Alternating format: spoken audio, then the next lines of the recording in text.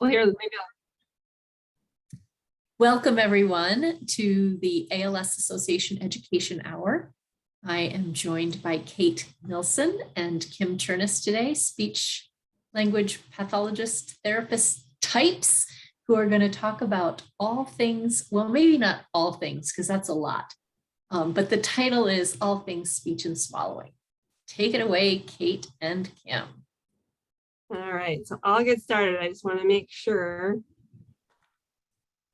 And can you let me know that you're seeing the right screen there? Yeah, okay. Yep, we are. Fabulous. So as you said, all things speech and swallowing that we can fit into this 1 hour period. And as I warned Anne before, I get really excited about this stuff. So I'll try not to go too fast, but this is a big passion of mine. So I always like to start anything that when I start talking as a speech language pathologist, I always want to explain what in the world is a speech language pathologist first, because I think this can get confusing. So Kim and I are both speech language pathologists, which means we have a master's degree in speech pathology. And sometimes, so that can be speech and swallowing, which are the big areas that we're going to talk about today. But then also we can address cognition and language and lots of other areas. So it's really a very kind of a broad area of education. But Kim and I really have a lot of experience working at an ALS clinic and working with people living with ALS. And so although the terms speech language pathologist, which often gets shortened to just speech pathologist, or SLP, they just abbreviate it, sometimes SLP. And then we provide speech therapy, so we're referred to as speech therapists. It's all the same.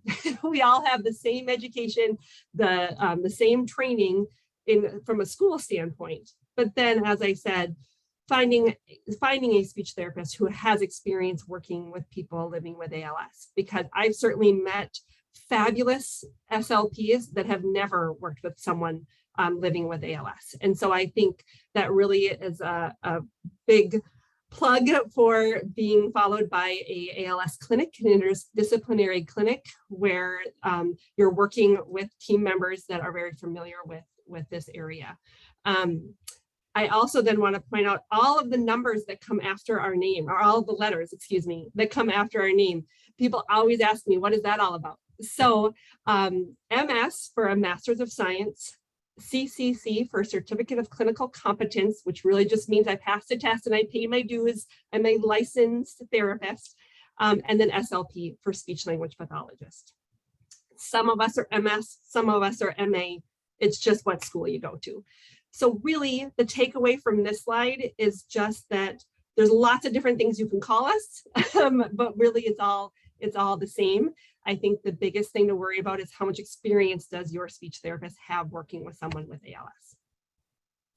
So I am a SLP, speech pathologist, speech therapist, whatever you want to call me, at M Health Fairview. I work there at the ALS clinic 1 day a week, and then the rest of the week I work at the ALS Association. So I am really engulfed in this area of ALS, and my passion, as you will see, is augmentative and alternative communication. So we'll dive into that shortly. So when we think about speech and swallowing, I'm going to cover speech, Kim's going to talk about swallowing. Changes you might see in your speech with the progression of ALS. You may speak slower. Speaking may take more effort, or it might be more fatiguing than it used to. Your speech may sound slurred. Your voice may be softer, or it might be harder to talk loud. Again, the effort might be impacted. And your voice may sound strained, which is like, it sounds like it's a lot of effort for you to talk, even if it necessarily isn't. So sometimes people say it sounds like it's a lot of work, but I'm fine. So it's just that quality of voice that you might notice. There might be a hoarseness or a nasality too. If you get a little bit more air coming through the nose, that can change the way your voice sounds too. So just briefly, those are all the changes you may or may not experience with your speech. So if you notice some of those changes, what can we do about it? Well, we have some tricks that can help. And a lot of these focus on energy conservation. I always, when I'm talking about speech strategies, divide it into kind of two groups. There's things that the caregivers can do, or the listener, or the communication partner. And then there's things that the person living with ALS can do. So start with the listener, the person that the person that's listening. What can they do? They can give you your full attention. So this is oftentimes families and caregivers are paying attention. The checkout person at Target might not be giving you your full attention. And so that's going to make it harder for them to understand what you're saying. So how can we work around that, right? Also, for a listener, if you don't understand what was said, don't pretend like you do. A lot of times people don't want to be rude and ask for repetition, but also we don't want someone walking away with the wrong message, right? So it's okay to ask for that repetition. And if you understand part of the message, you can repeat the part that you did understand. And so my example I always use for that is if somebody says, "Would you please get me a blanket?" And you understood the first part, you could say, "Will I please get you a what?" And then the person with ALS just has to say blanket. Versus if you just say what, then they repeat the entire message. And again, we're thinking about energy conservation and how much effort it can take to speak and to take the breath support to speak loudly. So if you just say what, then they have more to repeat. But if you repeat the part you heard, they don't have to say that. They can just repeat the part that you didn't understand. And then if possible, can you ask a yes/no question? So they don't have to answer verbally at all. They can just use a head nod to say yes or no, but then still get their message across. In terms of strategies for the person living with ALS, a lot of different tricks here. So you can reduce the background noise, right? Shut off the TV or avoid loud restaurants, or can you ask to sit in the back corner of a restaurant so that it's not so loud where you are? Face the person you're talking to. Try not to talk, when someone's in the kitchen, someone else is in the living room and you're trying to talk back and forth. Can you get face to face? Speak slowly.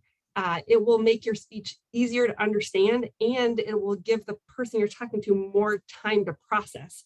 So if you pause between words or phrases, that gives your listener a chance to fill in any words that they might have missed. Right? So if they missed a word, they can fill it in from context sometimes if you just give them an extra second or two. To exaggerate each sound, I always think of this like if you're talking to someone who's hard of hearing, then you talk like this, right? So you're talking slow and loud, and you're really exaggerating all of those individual sounds, making it easier for your speech to be understood. Again, tell others it's okay to ask for repetition. They might not want to be rude and ask you to repeat, but if you say it's okay, then they'll feel comfortable, and then you can be sure that your message gets across.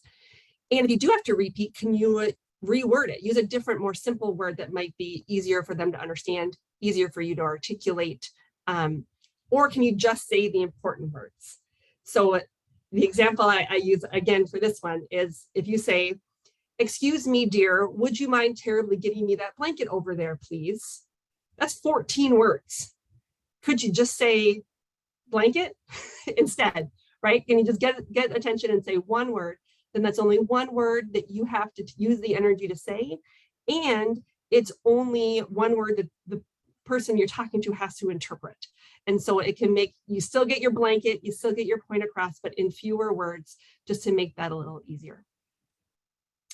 And to plan for fatigue. So plan ahead. When you're tired, your symptoms may be worse. Have important talks in the morning when you're less tired, or save up your energy. If you know somebody's coming for dinner, maybe the 2 hours before dinner, you say, "I'm not going to talk. I'm going to save my energy. I'm going to save my voice for that." So if you do all of those things and you're still struggling, we do have other strategies, meaning augmentative alternative communication. So augmentative meaning to support or supplement your verbal speech. Alternative meaning an alternative way to communicate if your speech is too difficult. This is often referred to as, again, just abbreviated AAC, or sometimes shortened to just augmentative communication, or in my clinic, it's just AugCom, which again is really abbreviated version, all meaning the same thing, just using some other or a supplement form of communication. AAC can be low tech or high tech, and we'll get into that in a minute, but I always recommend having both. I don't know about you guys, but sometimes technology doesn't work for me. So if you're relying on only a high-tech electronic form of AAC and it doesn't work, it needs to be plugged in, or there's an update or something going on, it's nice to have a backup plan, and that would be the low-tech option. I also put SGD on there for speech generating device. This is a very appropriate term. It just refers to a device that generates speech. So we will, I'll show you a couple of those here in a sec. But I wanted to start off with talking about some low-tech AAC options. First, on the upper left there being a voice amplifier. So really just a fancy word for a microphone. You can either be a headset microphone, or we have ones that go around the neck, or ones that clip onto your shirt. It's just a microphone and then a speaker that if you are out at a loud restaurant and the corner booth wasn't available, you can take that speaker, put it in the middle of the table, and then whatever you're saying into that speaker comes out, or sorry, into the microphone, comes out of that speaker. So you don't have to spend all of that energy trying to be heard in this loud environment, right? So that can be really helpful. I've also had spouses of people living with ALS, it comes with a little strap, just wear the speaker around their neck and walk around the house. And then anytime you say something into that microphone, it comes out that speaker. And so no matter where they are in the home, they can hear it. So just a simple voice amplifier can really be a good way to supplement your speech so you don't get so tired, and so that it's easier to hear and understand. Next in the middle there is a boogie board. I actually have one here. I love boogie boards. They're fabulous. They're super light as a feather. And the idea is you take this little stylus and you can just write whatever you want. Oh, you can't really see it, sorry, on there. And then if I hit this button, it just goes away. So it's almost like an Etch-a-Sketch or a Magnadoodle or a dry erase board. But in the dry erase board, you get that the residue. You don't get that with a boogie board. I inevitably would lose this little stylus. Good thing is you can just use your nail to write on it too. If holding something this small is difficult, you can get something like this foam that makes it a little bigger and easier to hang on to. We also have things like a little cuff. So the idea here is you can strap it onto your hand. So I don't have to hang on to it at all. It's just attached to my hand. And then I can try to go like this and write on the boogie board. So there's lots of adaptations that your speech therapist and occupational therapists can work together to work on that. If writing is, from a hand standpoint, if writing is difficult. Next across the list there is partner assisted scanning. This little piece of paper here is usually what I give everybody as a backup plan because once you get the swing of it, it's pretty easy. The idea, I'm trying to make sure you can see it. So if I were to, for instance, try to spell my name, I need to get to the K, right? So me being a caregiver would try to talk to the person living with ALS, and I would say, okay, is the letter in the first row? Is it in the second row? Is it in the third row? And I would just wait until they indicated that that was the row that they needed. That could be an eye blink, it could be a head nod, whatever works. You guys can come up with that ahead of time. But once I get to that third row, they shake their head or whatever, then I know, okay, it's in this row. And on the back, I have the same letters. So I can just be sitting here looking at the back of the screen or the back of the paper, and I know it's in the third row, and then I start listing the letters across. So I say I, J, K. When I get to K, they nod their head, and I say, okay, K is the letter that we're looking for. That's the first letter. First letter is K. They say yes. All right, awesome. Then we go on to the second letter and we keep going until they get their message across that way. Whenever I explain this, people always say, oh, it would take so long. In your spare time, go on YouTube and search partner assisted scanning. And there are some crazy videos of how fast people can get at this. I see people all the time don't even need this piece of paper. They have it memorized. They can just go 1, 2, 3, IJK and rush right through it. So it's a really simple backup plan. Or if you get really good at it, it can be a primary form of communication too. And then moving on to the bottom left, that letter board with a laser pointer. So the letter board, if you have the hand function, you can just point to the letters on the board too.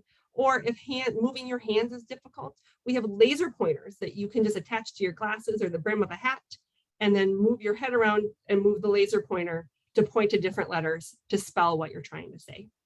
And again, these can all be used if you're using your speech and there's one word that the person's just not getting, you can just spell that one word. Or you could spell out your entire message this way, whichever you need in that moment. Lastly, on this slide is an E-Tran board, which looks like this. Again, the idea here is if I were to spell my name, you can see up in this corner up here is the letter K, and it's black. So the idea here is I would be looking at the person I'm talking to. I would look up to indicate the letter that I want is in this box here. Then I would look at them again, and then I would look down at the black right here. And that would indicate to the person I'm talking to, the letter I want is in this square and it's black. All right, well, that's a K. So then that first letter is K. All right, and then we would move on to the next one. So again, a good backup, low tech, doesn't matter if the power's gone out or not, you could use this as a backup plan, or if you get fast at it, as a primary form of communication. But no power is needed. No, these are all the low tech options. Actually, I should correct that. These aren't all of the low tech options. There's a lot out there. These are some of the low tech options. Here are some high tech options. So on the top, we have some pictures of tablets and smartphones with text to speech apps on them. And then on the bottom are examples of speech generating devices. So these are, again, devices that generate speech, but the ones I have there are all durable medical equipment. So they are things that your insurance could pay for. And all of those have eye gaze on them, which we'll talk about in a sec. I did want to point out something with all of these, some commonalities that you'll see between almost every app or every speech generating device. There'll be a keyboard where you can type out a message and the device will speak whatever you type. And then there's also a way to save messages so that if there's something you're going to want to say, you can hit one button and it will speak the entire message rather than you having to type it out in the moment. And I think this is really handy. So for instance, if you're going to the doctor's office, you know that there are certain things that you're going to have to say, your name, your date of birth, who you're there to see, all of that. You also know that there are certain questions that you want to ask your care team. So you can have those saved ahead of time, hit one button, the device speaks, it can be multiple sentences, all come out of the touch of a button. But then the doctor asks you a question and you go, oh shoot, I wasn't anticipating that one. Then you have the keyboard where you can type out that message that you weren't expecting, okay? And when I explain that, a lot of times people say, I can't use an iPad, my hands are weak. And that kind of goes into that eye gaze or other ways of accessing a computer. So some other examples that I have here, and as I showed you with these here, there's adaptive stylus, different ways that you can access a touch screen like an iPad or a tablet. There's also on the right-hand side there, switch scanning. So the idea here, if you look closely at those pictures, on the top, one of the squares is highlighted in red. So what's happened here is that red highlight has moved from one square to the next to the next. And when it gets on the one that this person wants, they're going to hit that green button. Now, in this picture, that green button is up and to the side. That green button could be anywhere. It could be under your feet. It could be by your elbow, by your knee, by your head. Lots of different ways that you can access that button. And there's lots of different kinds of buttons. Okay. On the bottom, we have another example where the white and orange are two buttons. And so in this case, you could hit the white button to move the cursor to what you wanted, and then the yellow button to select it. So rather than the fine motor control of using a mouse, sometimes just hitting these buttons is a little easier. And that's where your speech therapist and OT would really work together to try to figure all that out. The glass house is a device where, as you can see, she's wearing it like glasses, and it's a Bluetooth connection to a phone or a tablet so that you can move your head around, and that controls the cursor on the screen. And then you can either hit a button like that green button or the yellow or the white button, or she has a switch in her mouth where she can just bite it. So when she moves her head, and as soon as the cursor's on what she wants, she bites down. So it's very much like a regular mouse. So if you think about a regular mouse, you move it around and then you click. So these are just different ways of moving things around the screen and clicking. And then lastly, the eye gaze, which is where you use your eyes to control the cursor on the screen. So I went over all of that very, very quickly. And I know that there's a lot of info in there, and there's even more. What I really wanted today was just for you guys to know that there are options out there. There's a lot out there, and your speech therapist can help you figure out what's going to work for you at each stage. We'll always find a way for you to communicate. I always want to make that really, really clear. And then lastly, I wanted to talk about voice preservation. So the idea of voice preservation is that we can use your recorded voice. If you start to use one of these speech generating devices that I just showed you, then instead of it being a generic computerized voice that comes out of that tablet or phone or speech generating device, it would be, instead of a generic like Siri, it would be your voice coming out of the device.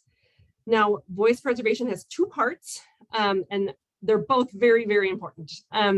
Voice banking is the idea of recording your voice so that if you were to use a keyboard to type out a message that you weren't anticipating, then the computer would take little parts of your voice, put them all together to create your voice. So whatever you say, it would take those little pieces and put them together. So no matter what you say, it'll come out in a version of your voice. Message banking is the idea of just recording you saying something, so that if you hit a button, it just plays that audio file of your recorded voice. So for example, if I were to use a device to type out, "Hello, my name is Kate," and I had only done voice banking, it would come out, "Hello, my name is Kate." Right? It would sound kind of choppy and computerized like that, but it would still be me. It would still be a version of my voice. If I also did message banking, when I said, "Hello, my name is Kate," I would hit a button and it would play a recording of me saying, "Hello, my name is Kate." And so it says it in that right intonation and the right personality that is me. So I think both are so important because the message banking really shows your personality and it's more you. But the voice banking is important because there's no way that you can ever anticipate everything that you're ever going to want to say. So it's good to have the voice banking as kind of a backup to that. Whew. There, I think I did it. Kim, I didn't leave you completely in the lurch. So that is everything I wanted to get through. And I know, as I warned you guys, I get excited and I talk fast anyway, and then I'm excited about this. So I know that it was a lot. And I don't know, Anne, do you want? Great. Can you hear me okay? You can? Great. So just briefly, my name is Kim Chernus. I'm a speech language pathologist at what was formerly known as HCMC and now known as Hennepin Healthcare. And I've worked here for 7 years, and 3 of those years has been in the ALS clinic here. So I will be focusing on swallowing. Just like Kate said, it won't be everything swallowing, but just some of the key components. In order for us to first understand swallowing, I did want to go through some of the basic anatomy that we use when we swallow and how that anatomy moves when we swallow. If you don't like knowing about your body too much, you can zone out a little during this slide. But starting off with that first picture, the first thing we do with swallowing is we use our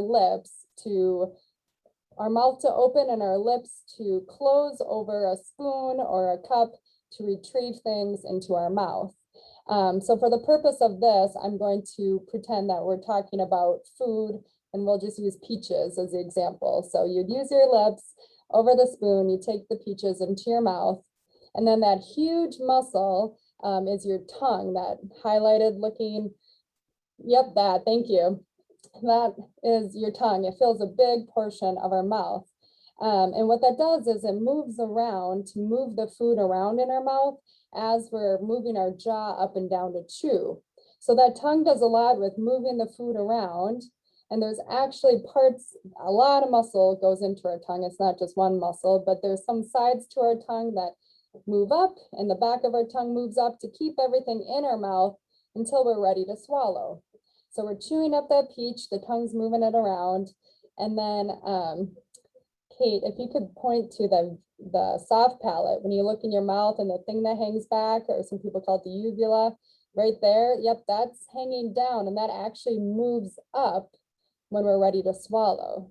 So if you look on the second picture, yep, so that's where that moves up, and that should close off your nasal cavity. So when you swallow, you don't get food and liquid in your nose. Like if we laugh and we're eating and drinking, maybe you've had chocolate milk spill into your nose. That would be because that velum isn't up like it should be, okay? So the velum goes up, and then back to that first picture, that kind of peanut looking thing, that's the food bolus. So after you moved it around with your tongue, you've chewed it up, that food bolus is going to come along the back of the tongue, and your tongue is actually just the driving force to push that food down the back of your throat. So that bolus is going to move down because your tongue is pushing it down. Great. And right below, actually, if you could stay in the first picture, right below that, yes, that pointed thing there, that is what we call the epiglottis. So it's just a cartilage that's connected to the base of the tongue there, and it's up at rest, and then it flips over your airway when you swallow. Okay, so if you go to that second picture, what helps is it kind of diverts that bolus so that it doesn't go into your airway. So I always like to say God made our anatomy kind of interesting where it's right next to each other. The airway is right next to the opening to your stomach. So it's important for us that the food and liquid go into our stomach and not into our airway. So by the epiglottis flipping over, that helps it go into the esophagus, the top part of our stomach, while at the same time, our throat is elevating to close off our airway. So we're never breathing while we're swallowing. We swallow and then we breathe. So our airway is closed off. And then at the same time, that food is going down into the esophagus. So that last picture, it's kind of going down into the upper part of the esophagus. So that's kind of just the overall basics of what happens when we swallow, which takes sometimes all of a second. All right, we'll go to the next slide. Okay, so I want to talk about some of the basic changes that could happen with swallowing. And the reason we want to talk about this is because 85% of people with ALS will notice some difficulty at some point with swallowing. If you're diagnosed with bulbar ALS, it may be earlier than other people, and other people, they may not notice till the very end, and some people may not notice at all. But we just want to talk about some changes that could occur. One of them is if you're noticing lip weakness, it might be harder for you to close your lip around. We can barely hear you. Oh, shoot. I'm sorry. Is this better? I A can little, hear you it's okay. just kind of not clear, which is just kind of funny for this recording. Oh, no. A little muffled almost, like the microphone is Far away. just. Are you just using your computer microphone? Yes. Yep. Yeah. So It's still muffled? a little. It's better. Yeah. Well, don't know how to make it better, unfortunately. I Shoot. think the more you direct it toward the microphone, the easier it is to understand. The easier. If I'm closer, is that better? Or no? No? That's good right there, if that's comfortable for you. You can hear me though? Mhm. Yeah, okay. Sorry about that. All right, I'll keep going, but let me know if it gets worse. Okay. Okay, so lip closure. So like that picture there, we close our lips over a straw, over cups, spoons, and if that gets weaker, it can be harder to do that. If our tongue gets weaker, it can be harder to move the food around in the mouth. You might notice some food sticking in areas of the mouth. It could be more effortful to chew and swallow that food, so it takes longer to manipulate it compared to what you're used to, and that can make meals longer. And you can also, you may feel if your throat's getting a little weaker, that after you swallow, it may feel like something is still sticking in your throat. One of the last ones is that if we don't get that timing correctly with our throat moving and closing our airway and then our esophagus opening, we could be at risk for something going down the wrong way. And the medical term for that is aspiration. So if it goes into your airway, that's what we call aspiration, and we want to avoid that as much as possible. And I wanted to mention it because there are some signs that we can pay attention to if that's happening, and that's something we'd want you to bring up to your speech pathologist. So one of the signs would be coughing or throat clearing. So if you take a sip of liquid and you notice yourself to do that a fair amount, we'd want you to let us know as a speech pathologist, and we'll help you with that. Wet or gurgly voicing or wet breathing could also be a sign. Okay, next slide. All right, and so what can we do to make these things better? One of the first easy tricks is adding extra moisture to foods that are specifically dry or sticky or tough, like meat. You could add extra gravy, barbecue sauce on your chicken. You could put ketchup on your hamburger, more ketchup, just to help slather that on.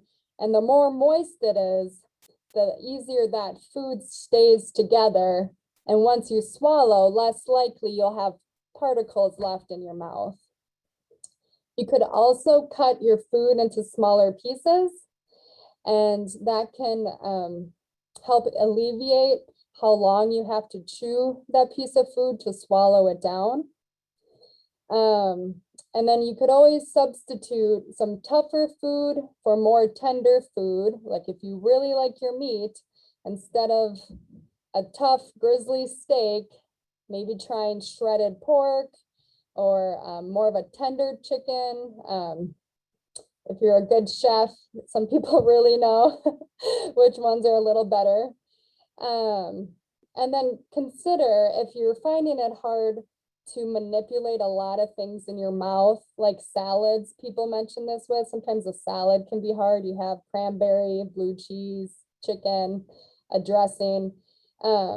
instead of eliminating those items, you would just segment them on your plate, like chicken on one side, lettuce on the other, or maybe we don't, lettuce is too difficult, so we'll keep the chicken, we'll put a different texture next to it, and that can make handling it a little easier.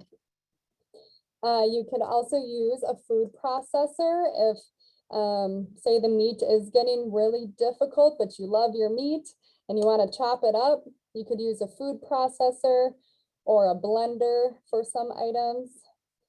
And then you can consider, say fatigue is one of the biggest issues you're having. You're just getting really tired while you're eating a meal. You could consider, if you don't like manipulating your food items and you want it to look as regular as possible, you could eat, say, half of that meal, take a break, and then warm up the other half later. Or you could eat a smaller portion of that meal and then supplement with like a shake or a protein drink, just to fill those calories to be like a full meal. But the items that are more difficult to chew would just be a little less in quantity. You could add snacks as well between the meals if you're noticing you're not finishing your full plate like you used to. And your dietitian will give you a lot of other recommendations as well regarding those things. If you're liquid, say you're swallowing liquid, sometimes it is harder to swallow liquid that is thinner because it does move really quickly down your throat. So as an analogy, I want you to think of if I threw a glass of water on a window, it would scatter everywhere and it would fall down really fast. But if I threw a piece of chocolate pudding at a window, it would kind of glob to the window, stick together, and move really slow down that window. So we like to use gravity to help us with swallowing. And what it does is if you thicken things a little bit, it helps keep it together in your mouth and your throat. And it gives your throat the time to swallow in the time it needs so it doesn't go down your airway. Sometimes medication can be a little difficult. And if you put that pill in applesauce or something blended, it helps keep it all together versus if you put a pill in your mouth with water. Those are two different consistencies that travel at a different rate. And it might be hard to get the pill from your mouth to your throat, or it might be hard to swallow them at the same time. So that's an easy trick we sometimes recommend is put the pills in applesauce. All right, this is just a brief example of what a plate of modified food could look like. So you still have your pork, your green beans, and another main meal item. You have pasta there. So that pork, it looks like it's chopped up, and so you can take smaller bites. And if you wanted to go the extra mile, you could add some sauce on there.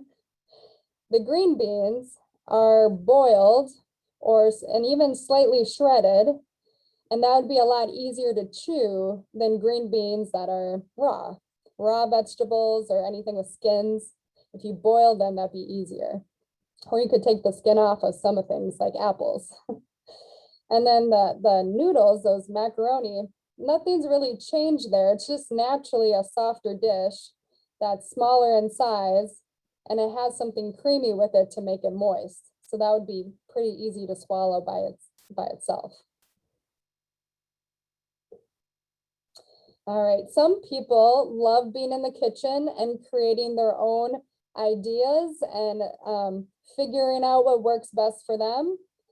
And some people like to have examples just provided. And so one cookbook that I have found people to enjoy is called Easy to Swallow, Easy to Chew.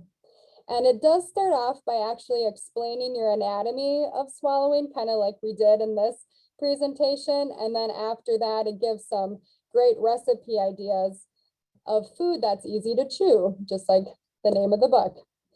You can also go online, look up different smoothie recipes. Another great way is making sure you add desserts to your meals to get those calories, but desserts are often more moist and easy to swallow. But if you're finding it hard to figure out what's working, keeping a list can really help your spouse or a caregiver to know what are some great go-to items, especially maybe on a day if you're more tired. Okay. All right, and then besides modifying food, there's just some functional things we can do to make swallowing a little easier.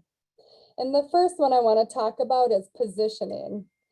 So the best position typically is if you're sitting up in a chair or a wheelchair or something similar, and your head and neck is at like a 90-degree angle.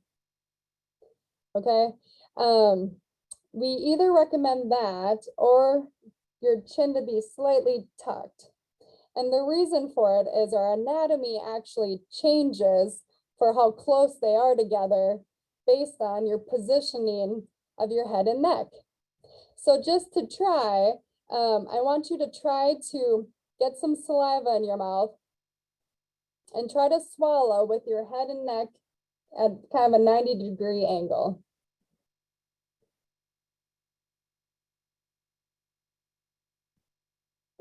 Okay. Now I'm going to give you a little time because it's hard to swallow when our mouth is dry. Move your tongue around and try to get some saliva again. And this time tip your chin up and try to swallow.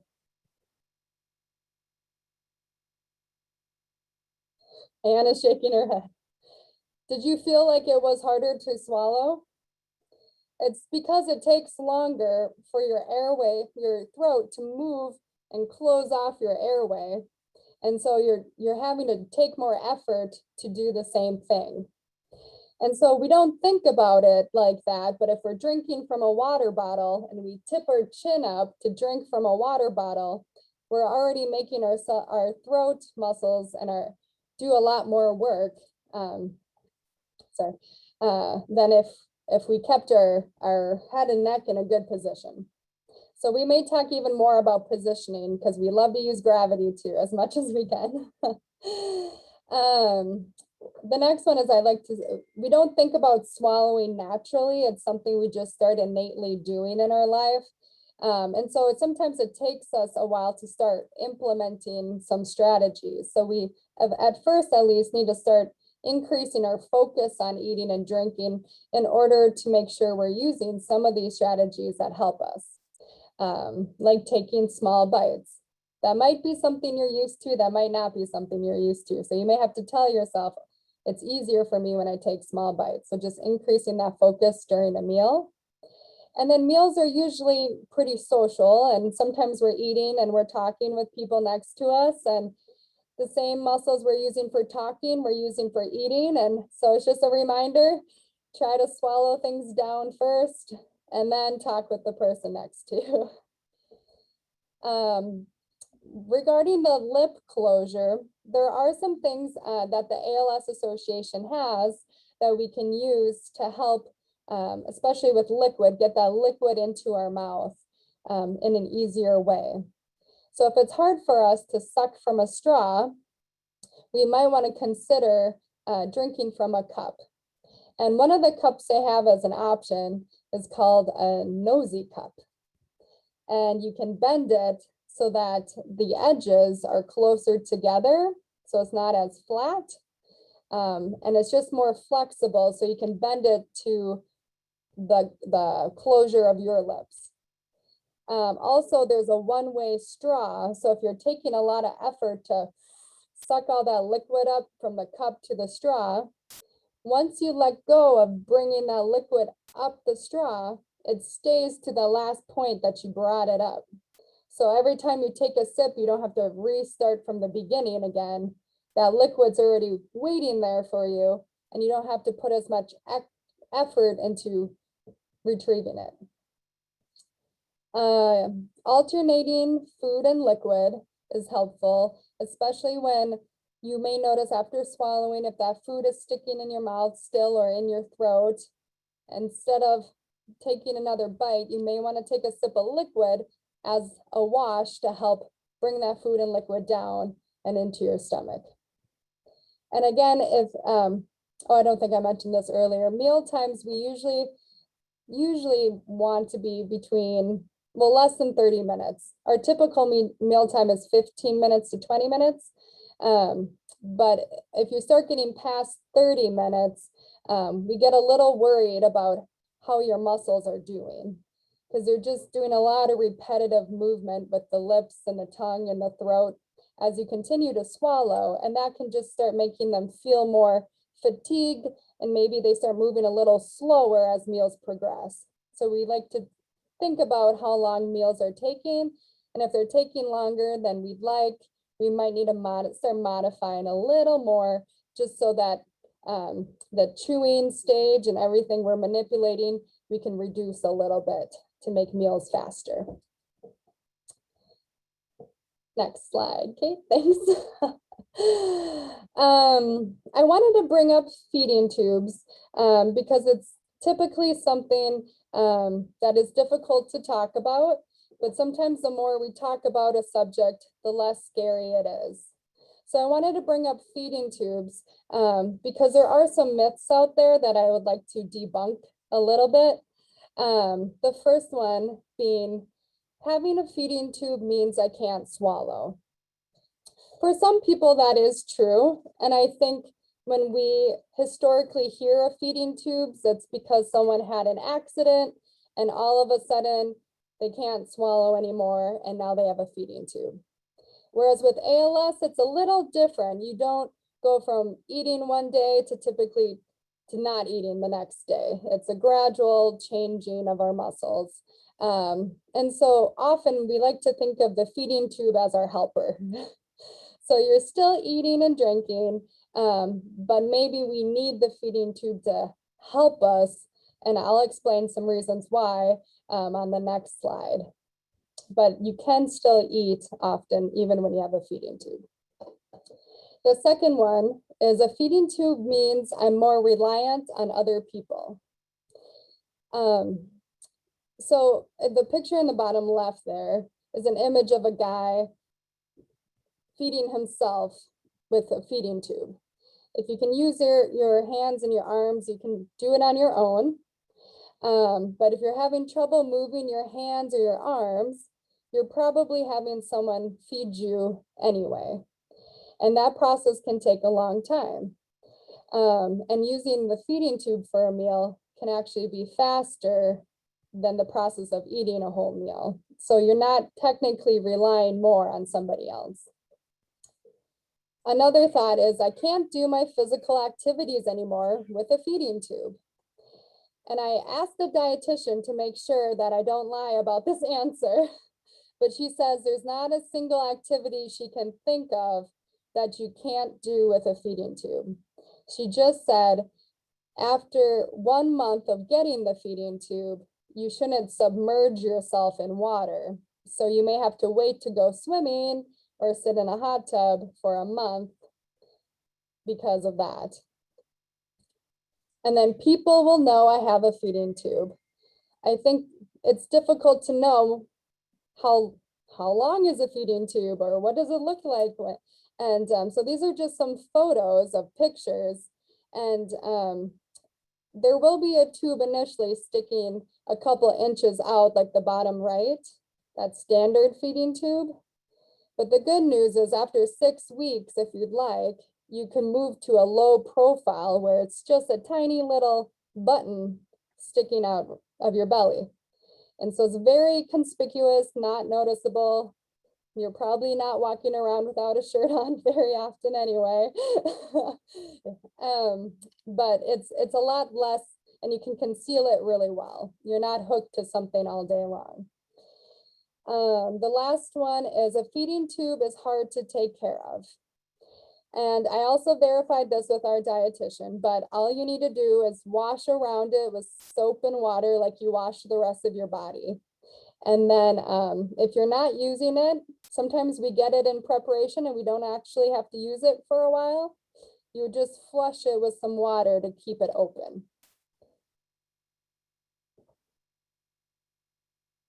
Okay. And then how can a feeding tube be helpful? Again, I like to think of it as just our helper. If you start thinking eating a meal is effortful or feels like a chore, you may not be finding much pleasure in it anymore. So we don't want you thinking of eating as a chore. Instead, we want you to eat for fun, for pleasure, when you want to. And so you can get all the calories you need from a feeding tube, and you can kind of start picking what you desire more just based on your pleasure than as like a necessity, like I have to get this much in. If you are finding that you're not drinking enough liquid, you might be getting dehydrated. It could be helpful just for getting liquid in, getting enough water in. You may not even use it for nutrition.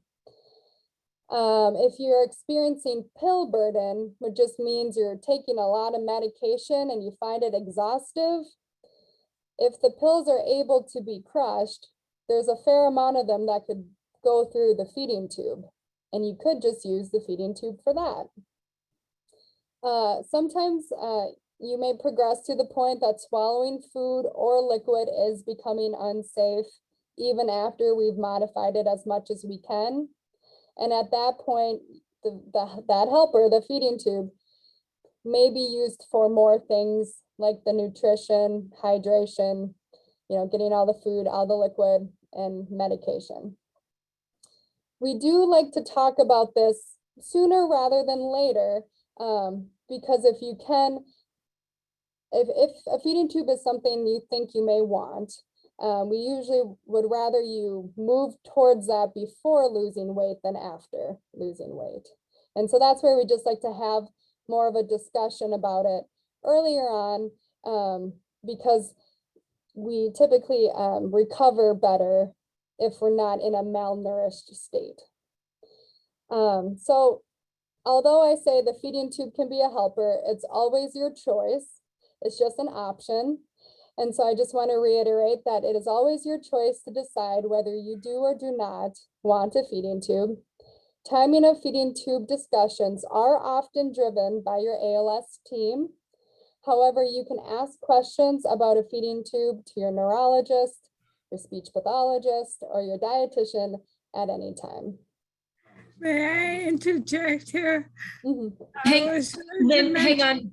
Are you okay being filmed, or do you want me to stop the? Okay.